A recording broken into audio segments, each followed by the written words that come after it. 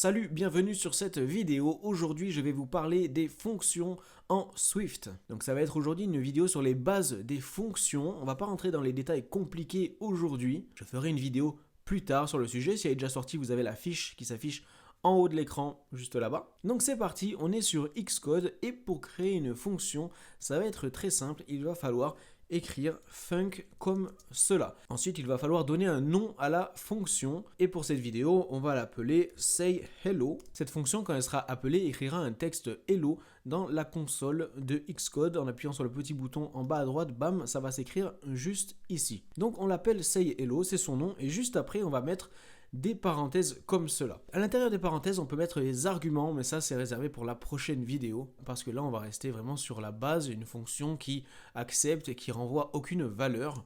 Et donc, bam, une fois que cela est fait, on met une accolade d'ouverture, on fait rentrer et on a l'accolade de fermeture juste en dessous. Et donc c'est à l'intérieur de ces accolades-là qu'on va écrire le code qu'on veut qu'il soit exécuté quand on appellera la fonction. Et donc ici on va mettre un print avec des guillemets et ici on va écrire hello. Un print permet d'écrire dans la console juste en bas ce qu'on met à l'intérieur. On peut mettre du texte, on peut mettre des nombres, des structures plus complexes. Là, on met juste un texte hello. Et donc voilà, ça y est, notre fonction est créée. Pour voir si elle fonctionne correctement, on va créer juste un petit bouton juste là, en écrivant button avec une action et un label. Et c'est entre les accolades de l'action, juste là, qu'on va appeler la fonction. Et donc on va écrire à l'intérieur le nom de la fonction, sans oublier les parenthèses comme ça. Dans le label juste en dessous, ça va être ce à quoi va ressembler le bouton. On va juste mettre un texte basique comme cela, et on va écrire « say hello ».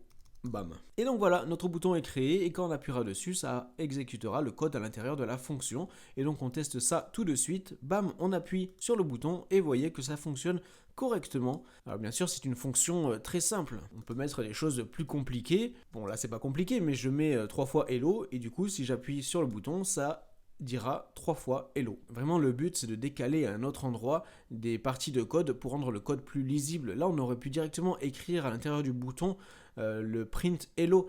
Mais voilà, pour print hello ça va, ça peut se faire sur une seule ligne, mais quand on a une séquence d'actions qu'on veut exécuter qui est beaucoup plus longue, là ça vaudra plus la peine de le mettre dans une fonction et de juste écrire le nom de la fonction là où on veut l'appeler. Donc ça c'est beaucoup plus lisible. Voilà, c'était une petite vidéo sur les bases des fonctions. Sachez que j'ai créé une formation gratuite pour les débutants pour créer une petite application de A à Z, n'hésitez pas à aller voir ça, le lien est dans la description de la vidéo. N'oubliez pas de laisser aussi un like sur cette vidéo, à vous abonner, et quant à moi je vous dis à la prochaine pour une prochaine vidéo. Allez, salut!